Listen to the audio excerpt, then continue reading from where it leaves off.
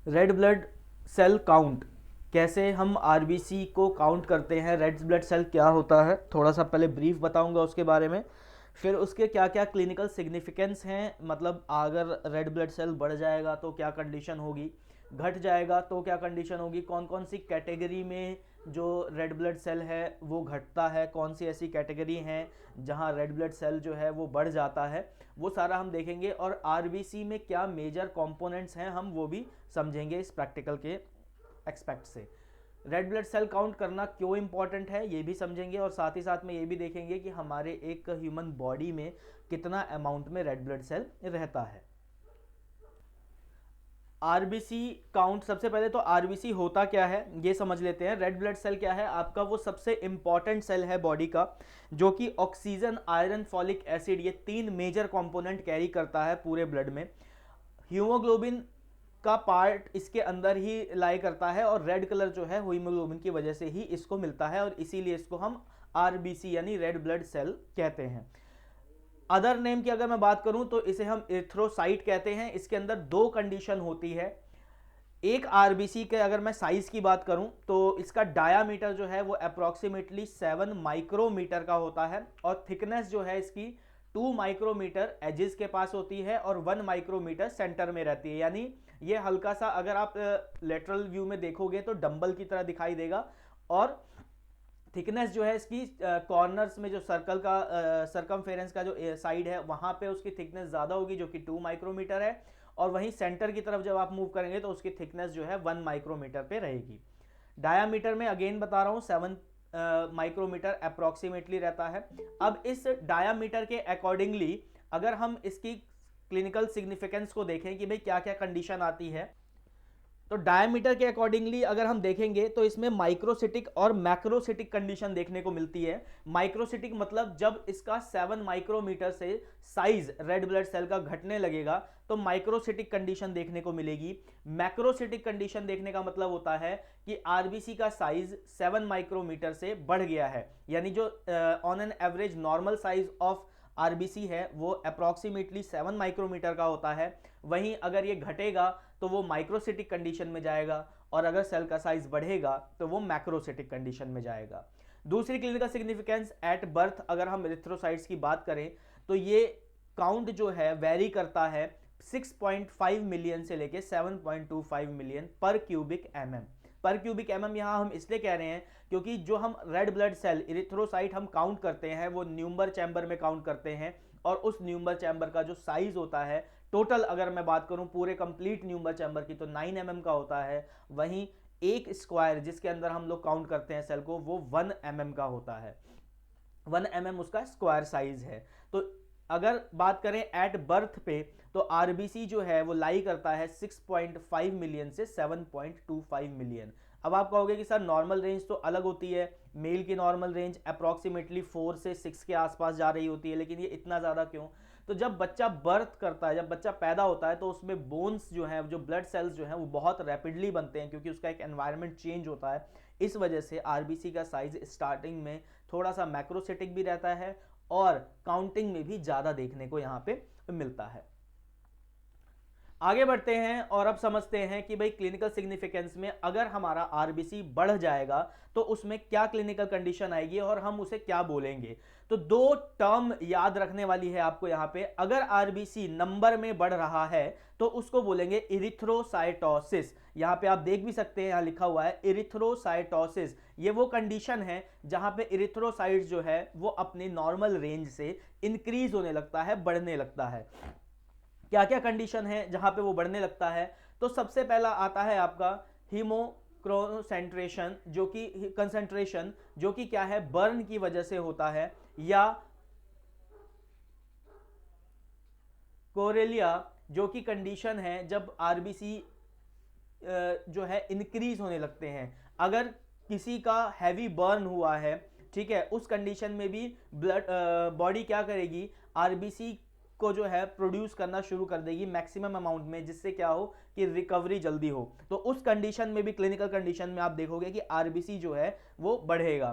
फिर chronic heart disease अगर किसी को है तो उस कंडीशन में भी आपको देखने को मिलेगा कि आरबीसी जो है वो बढ़ रहा है, यानी नंबर में इंक्रीज हो रहा है। कहते हैं ना कि आपका ब्लड बहुत गाढ़ा है, आम भाषा में जब हम बोलते हैं कि भाई आपका ब्लड बहुत गाढ़ा है, तो उस केस में भी देखने को मिलता है कि आपका क्या होता है, जो आरबीसी है यानी इरिथ्रोसाइट्स है, वो कंडीशन क्या शो कर रहा होता है क्लिनिकल सिग्निफिकेंस में, तो इरिथ्रोसाइटोसिस की कंडीशन देखने को आपको मिलेगा।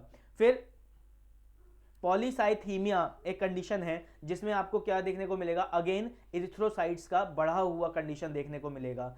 अगर आपका लंग्स में कोई इन्फेक्शन या कोई कह सकते हो कि किसी तरीके की क्रॉनिक डिजीज हो रहा है, उस कंडीशन में भी आप देखोगे कहीं ना कहीं लिम्फोसाइट्स जो हैं वो आपके इंक्रीज्ड देखने को मिलेंगे।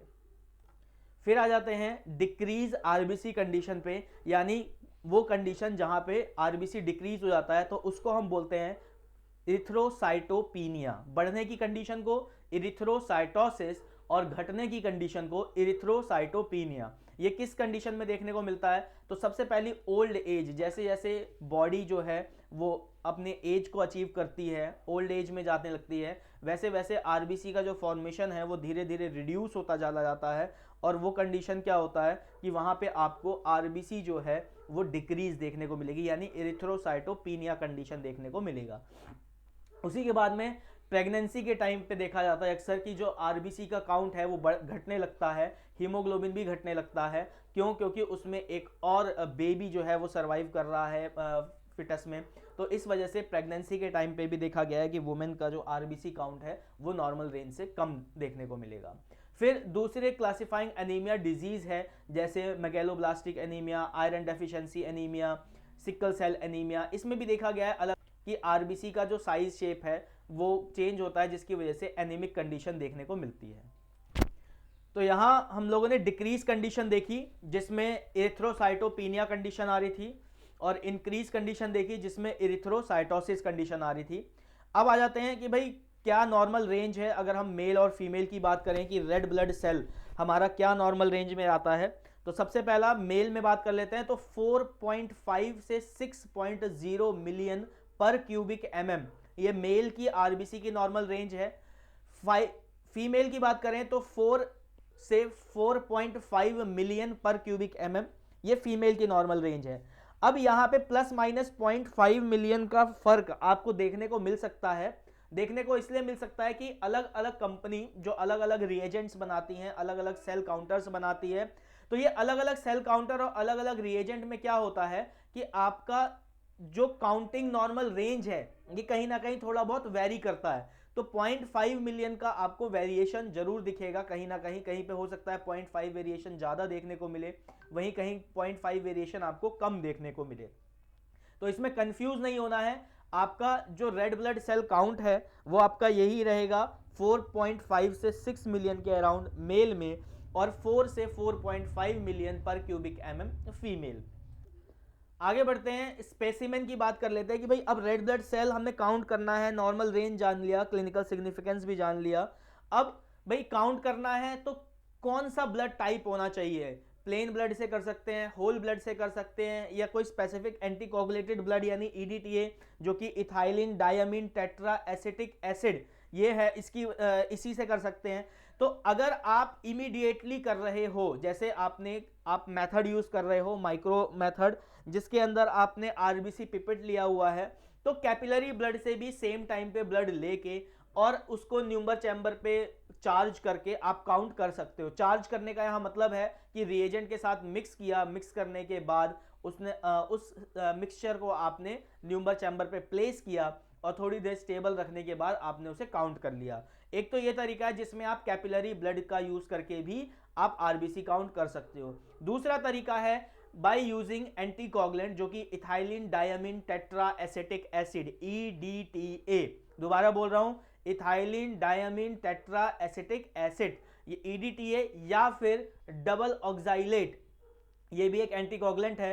इन दोनों एंटीकोगुलेंट का भी यूज करके आप जो आरबीसी काउंट है वो कर सकते हो। किस तरीके से कर सकते हो, तो सबसे पहला है कि भाई ईडीटीए क्या करता है, सेल की मॉर्फोलॉजी को चेंज होने नहीं देता है, वहीं जो आपका डबल ऑक्साइलेट है वो भी आपकी सेल की मॉर्फोलॉजी को, सेल के काउंटिंग को चेंज नहीं होने देता है। ये दो इनकी खास बात होती है एंटीकोगुलेंट की, जितना अमाउंट में आपने लिया है उतने ही अमाउंट में वो कुछ टाइम पीरियड के लिए जो आपकी ट्यूब है उसके अंदर स्टैग्नेंट उस ब्लड सेल को रहने देगा। कंपोनेंट को कम नहीं करने देगा, यानी स्पेशली आरबीसी के सेल को कम नहीं होने देगा, उसका शेप साइज चेंज नहीं होने देगा। आ जाते हैं आप प्रिंसिपल पे कि किस प्रिंसिपल पे ये बेस है, क्या काम कैसे करता है, रिएजेंट के साथ कैसे मिक्स होता है, कितने अमाउंट में मिक्स होता है और किस तरीके से मिक्स होके हमें देखने को ये सेल मिलता है। रेशियो यहाँ पे जानना बहुत इंपॉर्टेंट हो जाता है। ब्लड रेशियो की अगर मैं बात करूं कि भाई आपका क्या अमाउंट का ब्लड रेशियो रहेगा, तो सबसे पहले हम आरबीसी पिपेट की ही बात कर लेते हैं यहाँ पे कि आरबीसी पिपेट में क्या मार्किंग होती है। तो यहाँ पे 0.5 से मार्किंग शुरू होती है और आपका 101 मार्किंग तक जाएगा। बीच में एक बल्ब टाइप स्ट्रक्चर होता है, जैसे पहले बल्ब आते थे, अब एलईडी है, कोई भी एक बल्ब आप एज्यूम कर लो, तो बीच में एक बल्कि तरीके का स्ट्रक्चर देखने को मिलेगा आपको, अभी डायग्राम में नीचे मैं दिखा भी दूंगा। तो उसमें आपको ब्लड और साथ ही साथ उसका रिएजेंट लेना होगा। तो क्या रेशियो रहेगा, तो 1:200 का यहाँ पे डाइल्यूशन रहेगा। डाइल्यूशन का मतलब है कि 1 अमाउंट जो है यहाँ पे ब्लड है और 200 जो अमाउंट है वो यहाँ पे आपका जो डाइल्यूटिंग सॉल्यूशन है वो रहेगा। फिर उसको क्या करना है, उसको अच्छी जेंटली से मिक्स करेंगे तो क्या होगा कि आपके जो रेड ब्लड सेल्स हैं वो चार्ज हो जाएंगे, यानी वो स्टेन हो जाएंगे उस डाइल्यूटिंग फ्लूइड की हेल्प से, और बाकी सेल्स जो हैं वो अनस्टेन्ड फॉर्मेट में रहेंगे। अनस्टेन्ड फॉर्मेट का मतलब है यहाँ पे यानी जो आरबीसी है, कौन सा आरबीसी, नॉन न्यूक्लिएटेड आरबीसी, ठीक है, रेड ब्लड सेल्स हैं जो इरिथ्रोसाइट्स हैं जो वही सिर्फ आपको दिखाई देंगे, बाकी कोई दूसरा सेल का कोई भी कलर इनहेंसमेंट या किसी भी तरीके का चेंजेस वहां आपको नहीं दिखाई देगा, वो सिर्फ अलग से ग्लो करेगा।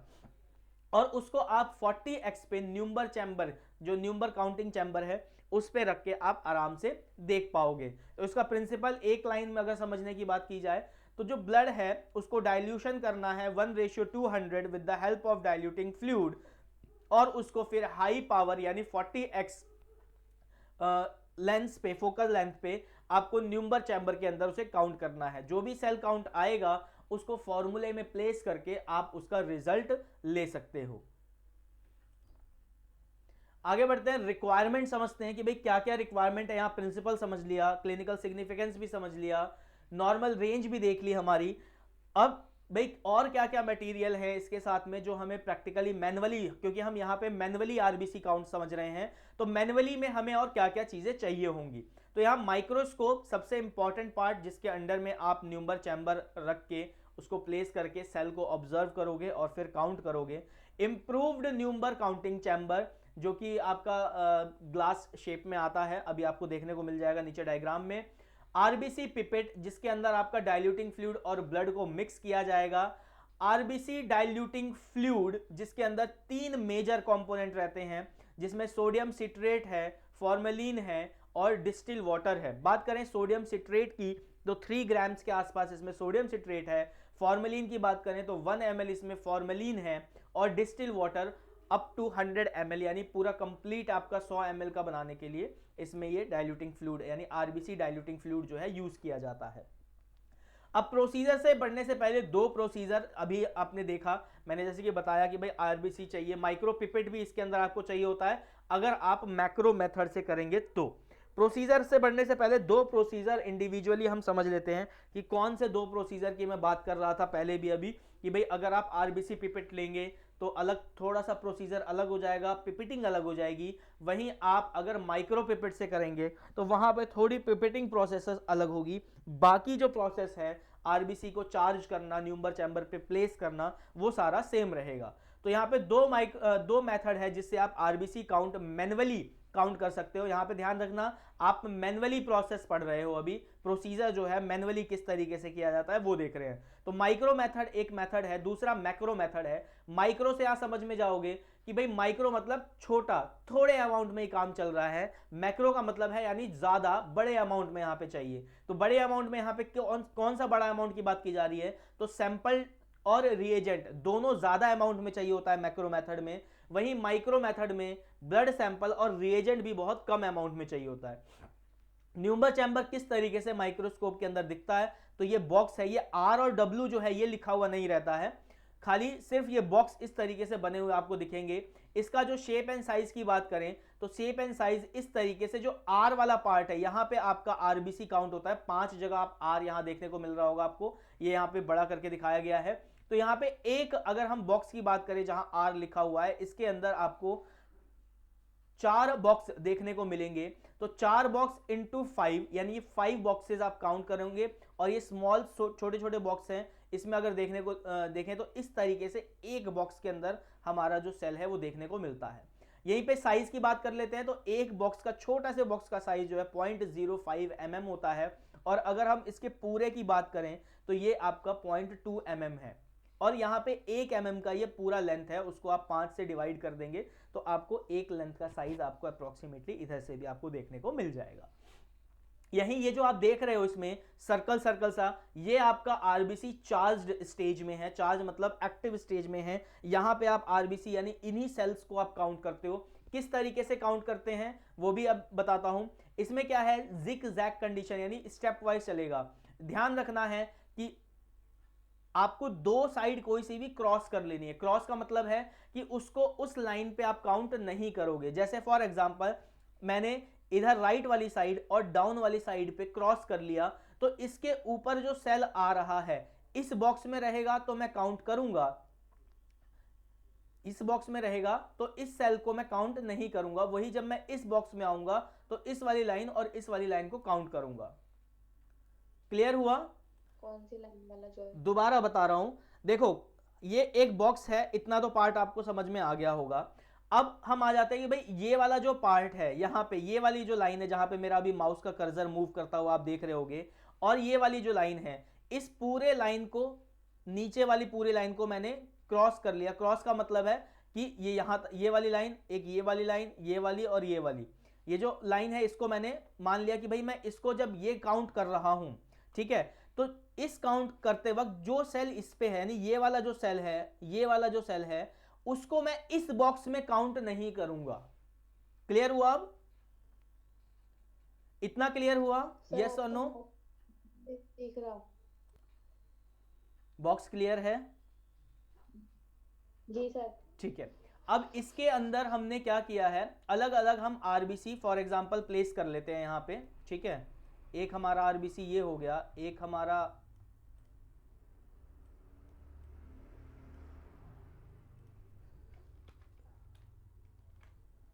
एक आरबीसी सपोज यहां पे आ गया, एक आरबीसी सपोज यहां पे आ गया, एक आरबीसी सपोज हमारा यहां पे आ गया, और ये कुछ अलग अलग आरबीसी आपको और देखने को मिल गए। ठीक है, अभी ये हमने एक बॉक्स की कंडीशन मान ली है। ठीक है, अब यहां पे हमें क्या ध्यान देना है, तो यहां पे हमें ये ध्यान देना है कि हमारी कोई भी दो साइड, सपोज मैंने जैसे बोला था कि इस वाली साइड को,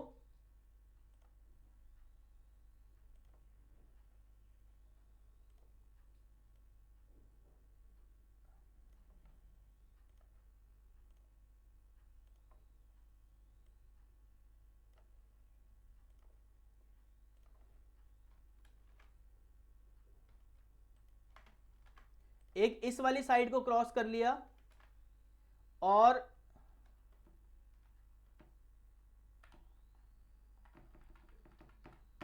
एक इस वाली साइड को हमने क्रॉस कर दिया। क्रॉस का मतलब है कि अब इधर वाले बॉक्स में जो ये दोनों सेल आ रहे हैं हम इसको काउंट नहीं करेंगे।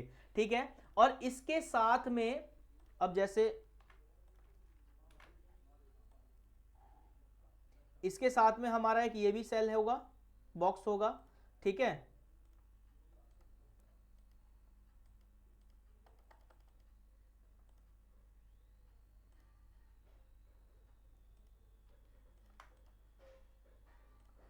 हम्म,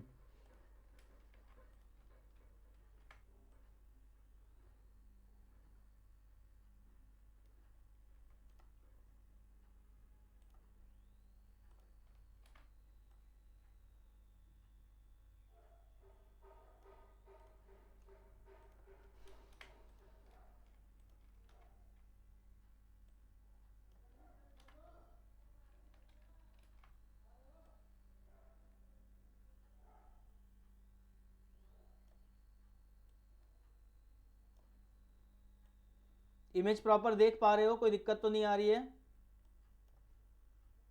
जी सर।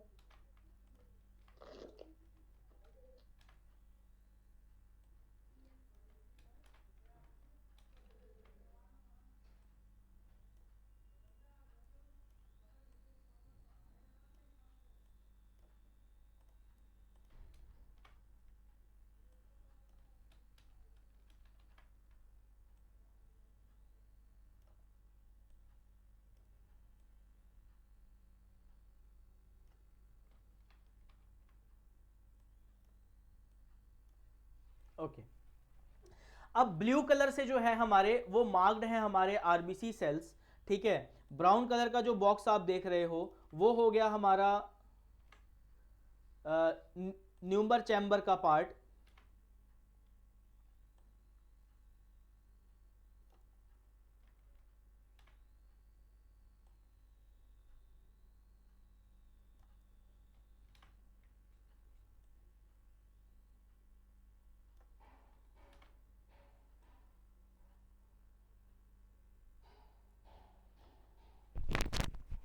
अब यहां पे ध्यान देने वाली क्या बात है, पहला बॉक्स हमारा ये है, ठीक है।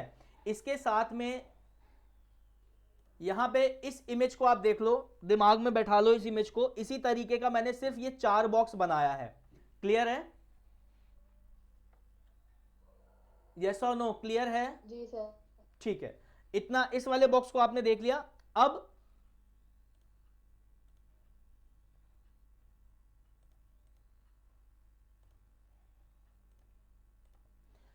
यहां पे आ जाते हैं हम। अब इस वाले बॉक्स में हमने जो आरबीसी है ये रिप्रेजेंट कर रखे हैं। मैंने बोला कि आपको 2 लाइन को क्रॉस कर लेना है जब इस बॉक्स को काउंट करोगे, यानी राइट वाली और डाउन वाली बॉक्स फर्स्ट के लिए, ठीक है। तो बॉक्स फर्स्ट यहां पे थोड़ा सा एक और चीज ले लेते हैं हम, इसको नंबरिंग भी कर देते हैं।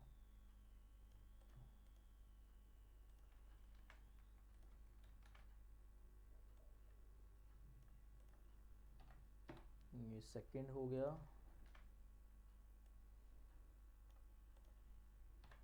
ये थर्ड हो गया, और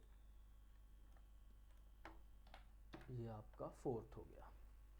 अब यहां पे आप देखोगे 4 बॉक्सेस बना दिए हैं। तो जब हम फर्स्ट बॉक्स काउंट करेंगे तो ये जो 2 क्रॉसिंग लाइन है इस पे अगर कोई सेल आ रहा है तो हम उसको काउंट नहीं करेंगे। तो फर्स्ट बॉक्स में हमारा जो सेल काउंट है वो क्या आएगा, 1 2 3 4 और 5, ठीक है। तो पहले बॉक्स में हमारा जो सेल काउंट आया वो कितना आ गया, टोटल सेल काउंट आपका 5 आ गया, ठीक है। क्लियर है इतना? Yes sir. अब आ जाते हैं कि भाई सेकंड बॉक्स में जो हमारा है सेल काउंट वो कितना आएगा। तो अब यहां पे हमने क्या किया, एक ये नीचे वाला,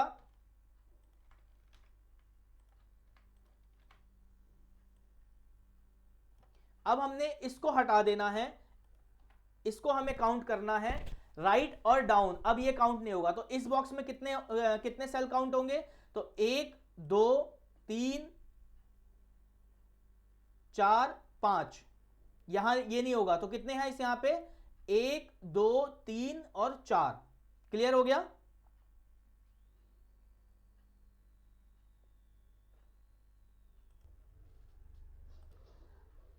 अब आगे बढ़ते हैं। भाई पहले बॉक्स में 5 सेल काउंट, कैसे, 1 2 3 4 और 5। ये वाली लाइन कंसीडर नहीं की थी, ये वाली लाइन भी कंसीडर नहीं करी थी। इस वाले बॉक्स के लिए हमने इस वाली लाइन को कंसीडर किया, लेफ्ट वाली को, और अपर लाइन को कंसीडर किया, राइट और डाउन को कंसीडर नहीं किया, तो हमारे 4 आए। अब आ जाते हैं थर्ड वाले में। तो थर्ड वाले में क्या होगा हमारे पास,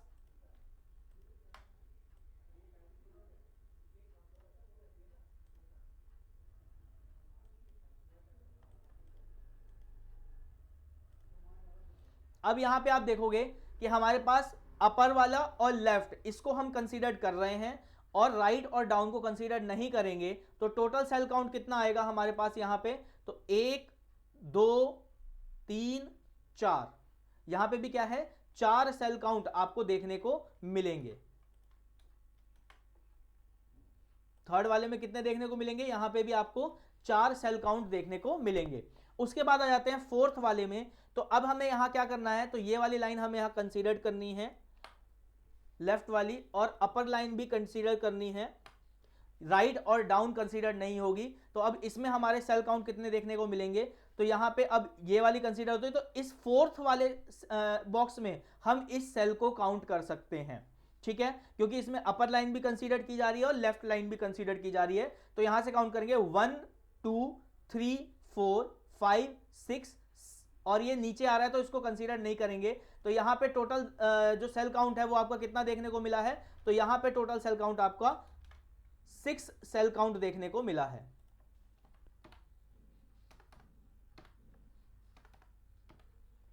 क्लियर है, समझ में आया कि 5 कैसे आया फर्स्ट बॉक्स में, सेकंड बॉक्स में 4 सेल काउंट कैसे आया, थर्ड में 4 कैसे आया और फोर्थ में 6 कैसे आया। वापस आते हैं अपने लेक्चर। तो यहां आपने ये देख लिया कि काउंटिंग कैसे की जाएगी, राइट और डाउन हमने एक एग्जांपल से समझ लिया कि कौन सा सेल काउंट किया जाएगा और कौन सा सेल काउंट नहीं किया जाएगा। अब माइक्रो और मेथड, जो माइक्रो और मैक्रो मेथड है उसके प्रोसीजर को जान लेते हैं कि किस तरीके से प्रोसीजर को फॉलो किया जाता है। माइक्रो मेथड जो है इसके अंदर क्या किया जाएगा, आप आरबीसी पिपेट लोगे जिसमें 0.05 मार्क तक आप क्या करोगे, रेड ब्लड को पिपेट करोगे, उसके बाद उसको एक्स्ट्रा ब्लड को वाइप आउट करोगे with the help of cotton और टिश्यू पेपर। उसके बाद डाइल्यूटिंग फ्लूइड उसमें 101 मार्क तक आप फिल करोगे। फिल करने के बाद उसको अच्छी से मिक्स करोगे। मिक्स करने के बाद उसको जो काउंटिंग चैम्बर है उसके अंदर प्लेस करोगे। प्लेस करने का मतलब है वहां पे कि काउंटिंग चैम्बर के अंदर उसको प्लेस करना है, रखना है उस मिक्सचर को, और उसके ऊपर कवर स्लिप रख के और 2 से 3 मिनट तक रूम टेम्परेचर पे स्टैग्नेंट छोड़ देना है, फिक्स करने के लिए कि सेल इधर उधर मूव ना करें, अपनी जगह पे फिक्स हो जाएं। उसके बाद आप 10x पे सबसे पहले एरिया जो आपको काउंट करना है, एरिया कौन सा, जैसे ये इतना बड़ा एरिया दिखाई देगा तो एक बॉक्स पे आप फोकस करोगे, एक एरिया पे यानी इस आर वाले एरिया पे फोकस करोगे। फिर उसके बाद 40x पे आप जाओगे और फिर इस तरीके से आपको बॉक्स दिखाई देगा। ये आपका हो गया 10x पे, फिर ये हो गया आपका 40x पे, और एग्जैक्ट 40x पे इस तरीके से आपको दिखाई देगा। 10x पे जो बॉक्सिंग जो है फोकस करने का वो यहां इस तरीके से आपको दिखाई देगा। तो उसके बाद क्या करना है, आपने फोकस करना है 40x 45x पे, जो भी आपका सेल उस टाइम ऑब्जेक्टिव सेल जो है वो लेंस जो है वो अवेलेबल होगा, आइदर 40 होगा या 45x होगा। तो दोनों में से जो भी ऑब्जेक्टिव लेंस आपके पास है उस पे हाई पावर पे आप जाके उसको ऑब्जर्व करोगे। आर मार्क्ड एरिया जो यहाँ पे है, जहां जो कि शो कर रहा है, एक्चुअल आर लिखा हुआ नहीं होता है, लेकिन ये जो आर मार्क्ड एरिया है समझाने के लिए यहां लिखा गया है कि आर मार्क्ड एरिया पे आप एक बॉक्स पे फोकस करोगे और फोकस करने के बाद उस सेल को आप काउंट करना शुरू करोगे। तो ये तो हो गया आपका माइक्रो मेथड। वहीं अगर हम मैक्रो मेथड की बात करें तो बाकी सारा चीजें सेम ही है, बस 2 चीजों पे ध्यान देना है यहां पे, जो कि पहले स्टेप में ही आ जाता है। सबसे पहला है आपका डाइल्यूटिंग फ्लूइड और ब्लड अमाउंट। यहां पे आपको क्या करना है, तो 20 माइक्रोलीटर ब्लड पिपेट करना है with the help of micro pipette, और 3980 माइक्रोलीटर आपको डाइल्यूटिंग फ्लूइड पिपेट करना है। इसको एक ग्लास ट्यूब में डालना है, अच्छी से मिक्स करना है। मिक्स करने के बाद 5 मिनट के लिए उसको स्टैग्नेंट छोड़ देना है, मतलब मिक्स करना है उसको अच्छी से, और फिर वहां से आप एस्पिरेट करोगे, और एस्पिरेट करने के बाद आप उसको न्यूमर चैम्बर में चार्ज करोगे। 2 से 3 मिनट के लिए स्टैग्नेंट छोड़ दोगे। जैसे ही वो चार्ज हो जाएगा, सबसे पहले क्या किया है आपने, ब्लड लिया, उसके बाद आपने डाइल्यूटिंग फ्लूइड लिया, उसको मिक्स किया, 5 मिनट के लिए रूम टेम्परेचर पे छोड़ दिया। उसके बाद फिर उसको लिया, उसको थोड़ा सा मिक्स किया, और फिर उसमें से 1 ड्रॉप 2 ड्रॉप आपने एस्पिरेट किया और वो न्यूमर चैम्बर पे चार्ज किया। फिर से 2 से 3 मिनट के लिए आपने उसको स्टैग्नेंट छोड़ देना है, जिससे सेल जो है न्यूमर चैम्बर पे फिक्स हो जाए। अगेन प्रोसेस सेम हो जाएगा। 10x पे आप ऑब्जेक्टिव लेंस पे आप फोकस करोगे, लो पावर लेंस कहते हैं उसको, और फिर उसके बाद 45x पे जाने के बाद आपका जो 25 बॉक्स का जो सेट है जिसके अंदर 5 आपके आर मार्क्ड हैं, वहां पे आप सेल को ऑब्जर्व करके काउंट करना शुरू करोगे। तो ये था आपका प्रोसीजर माइक्रो और मैक्रो मेथड से। आगे बढ़ते हैं अब कैलकुलेशन, जो कि मोस्ट इंपॉर्टेंट पार्ट हो जाता है रेड ब्लड सेल का, क्योंकि आप 4 million 5 million 6 million 7 million cell नहीं काउंट करोगे, आप एक स्पेसिफिक एरिया में स्पेसिफिक कंसंट्रेशन के साथ, मिक्सचर का जो कंसंट्रेशन है उसके साथ आप सेल काउंट कर रहे हो। तो पूरी बॉडी में उसका क्या रेशियो है बताने का, तो वो हमारा फॉर्मूले के हेल्प से पूरा हो जाएगा।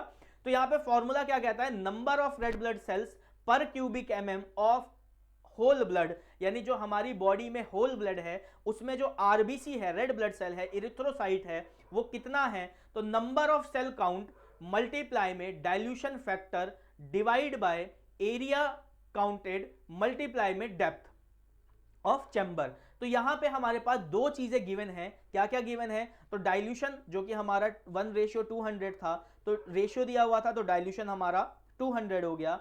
एरिया हमारा फिक्स है 1/5 mm का, यानी 1/1/4 1/5 आप mm कह सकते हो, जो कि 80/400 mm का एरिया होता है। वो आपका फिक्स है कि भाई हमें आपको 5 बॉक्सेस को ही काउंट करना है। सेंटर का एक बॉक्स है, उसमें भी 5 बॉक्स को ही काउंट करना है। सेंटर का कौन सा बॉक्स है, तो ये सेंटर का एरिया है, इसमें भी आपको सिर्फ ये 5 बॉक्स काउंट करने हैं, तो 1/5 आपका इसमें एरिया हो गया। डेप्थ जो है वो भी हमारा फिक्स रहता है, यानी जो न्यूमर चैम्बर का डेप्थ है, जो कह सकते हो गहराई जो है न्यूमर चैम्बर की, वो 0.1 mm जो है वो फिक्स रहती है। तो अगर हम शॉर्ट फॉर्मूले की बात करें यहां, तो number of cell count multiply में 200 डिवाइडेड बाय 1/5 इंटू में 0.1। इसको अगर हम और शॉर्ट कर दें, मतलब बिल्कुल ही कि भाई हमें नंबर ऑफ सेल काउंट करना हो और साथ में कुछ मल्टीप्लिकेशन का वैल्यू आ जाए, तो ये आ जाएगा नंबर ऑफ सेल काउंट, जो कि आप x मान लीजिए, और उसमें मल्टीप्लाई करना है आपको 10,000 सेल्स पर क्यूबिक एमएम। तो ये आपका आरबीसी यानी रेड ब्लड सेल काउंट आपका शो करेगा जो आपका गिवन सैंपल है उसमें। फटाफट यहाँ पे 4 जो गिवन क्वेश्चन है उसको रिवाइज कर लेते हैं शॉर्ट फॉर्म में। आप ये क्वेश्चंस जो है सॉल्व करेंगे अपने आंसर शीट में, मतलब जो थ्योरेटिकल कॉपी है आपकी, उसमें आप इसको लिखेंगे, और प्रैक्टिकल फाइल में आप सिर्फ और सिर्फ कैलकुलेशन तक ही लिखेंगे। उसके बाद आप एक रिजल्ट का ऑप्शन लीव कर देंगे, जब आप प्रैक्टिकल परफॉर्म करेंगे उस टाइम पे आप उसको जो आपका रिजल्ट आ रहा है वो मेंशन करेंगे। तो पहले आ जाते हैं, write the clinical significance of total red cell count. Clinical significance यहाँ पे मतलब अगर बढ़ेगा और घटेगा तो क्या क्लिनिकल सिग्निफिकेंस आएगी, तो इरिथ्रोसाइटोसिस और इरिथ्रोसाइटोपिनिया के बारे में यहाँ पे आपको लिखना है कि क्या कंडीशन है इरिथ्रोसाइटोसिस की और क्या कंडीशन है इरिथ्रोसाइटोपिनिया की। Composition of red blood cell, यानी यहाँ पे क्या क्या कॉम्पोजिशन यूज किया गया था, जैसे फॉर्मलिन किया गया था, डिस्टिल वाटर किया गया था, ठीक है, और सोडियम सिट्रेट किया गया था। रिक्वायरमेंट में यहाँ पे आप देखेंगे सोडियम साइट्रेट, फॉर्मलिन और डिस्टिल वाटर, ये जो अमाउंट में है वो यहाँ पे क्वेश्चन में मेंशन करना है। व्हाट इज इरिथ्रोसाइटोसिस, यानी आरबीसी के इंक्रीज कंडीशन की यहाँ बात की जा रही है। इरिथ्रोसाइटोसिस क्या होता है ये बताना है। कैलकुलेशन सेल काउंट वॉल्यूम वगैरह का, इसका ये फॉर्मूला के बारे में आपको बताना है। तो ये था आपका रेड ब्लड सेल काउंट का यानी इरिथ्रोसाइट काउंट का आपका प्रैक्टिकल का थ्योरेटिकल पार्ट। आप इसको अपने प्रैक्टिकल फाइल में लिखेंगे, अगर कोई डाउट है तो आप मुझसे पूछ सकते हैं। Thank you.